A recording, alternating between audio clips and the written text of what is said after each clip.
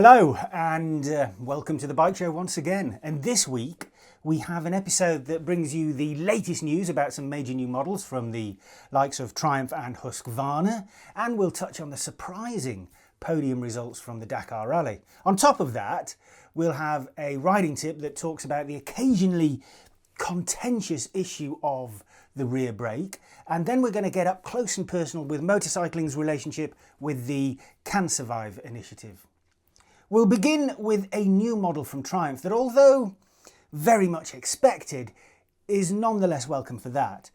On the back of the successful debuts of the Trident 660 and then the Tiger Sport 660, we now have the Daytona 660.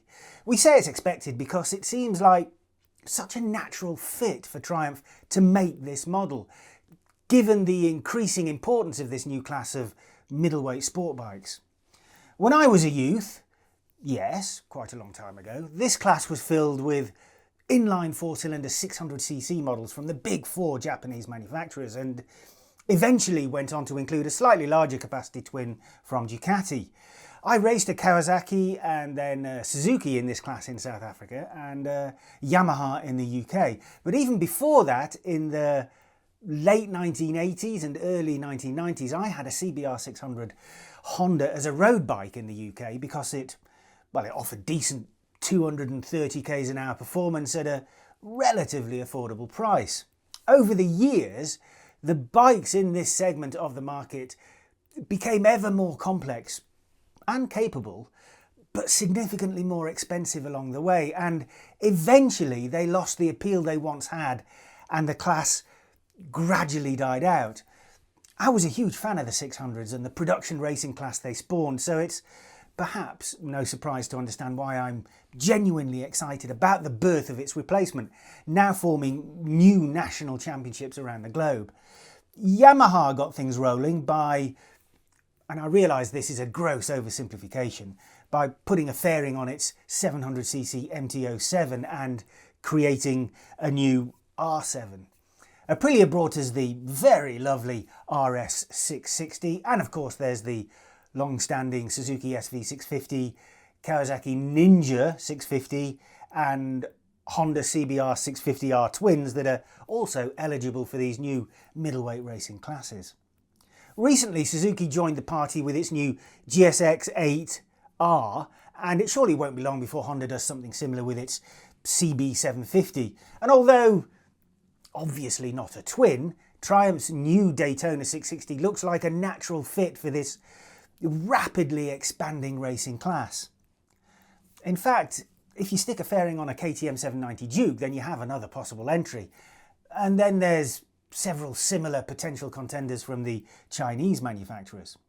Anyway, forgetting the potential benefits for racing for the moment, let's concentrate on what you'll be getting if you buy one for its intended purpose, which is road riding.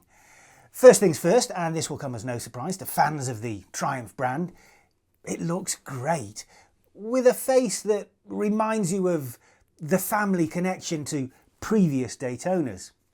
Nicely proportioned, quite stubby looking, but it is in fact a touch longer in the wheelbase than the Trident, and although it has clip-on handlebars, they are set higher than on Yamaha's R7 for a relatively more relaxed riding position, while still pulling enough of your weight over the front end to give you that sport bike feeling.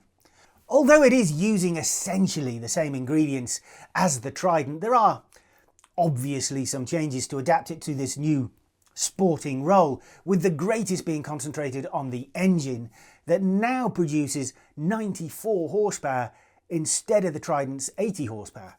Externally, the engine casings are the same size, so it's changes to the internals like the crank, cylinder head and pistons, and an increased compression ratio that have garnered the extra power and some extra rev range. The suspension, in keeping with its need to be competitively priced, is unadjustable at the front and only has a remote preload adjuster for the rear. The dash is, as is the way usually with Triumphs, a good looking thing with an integrated TFT and LCD design that has the option to be paired with your phone. As for pricing, expect it to be a couple of grand more affordable than its Yamaha and Suzuki class rivals. Right, let's move on to a quick look at another new model, this time from Husqvarna. Don recently rode KTM's new 390 Duke for the programme. Well, this is basically the same updated platform, but with a different set of clothes. In my opinion, a much better looking set of clothes. Aesthetics are obviously a very personal thing, but for me, this chunky Husqvarna look feels modern and desirable compared with the KTM Duke.